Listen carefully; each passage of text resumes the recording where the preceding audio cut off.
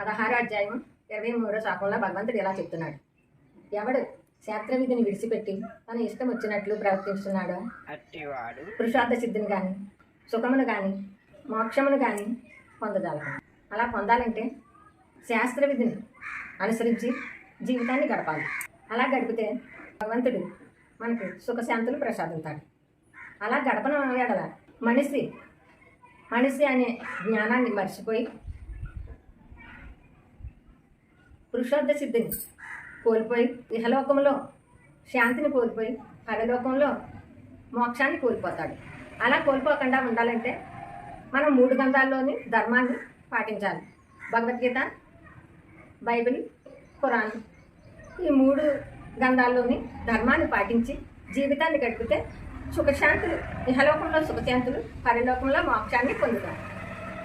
భగవంతుడు చూసారా ఎంత చక్కటి ఉపాయం మనకి ప్రసాదించాడో.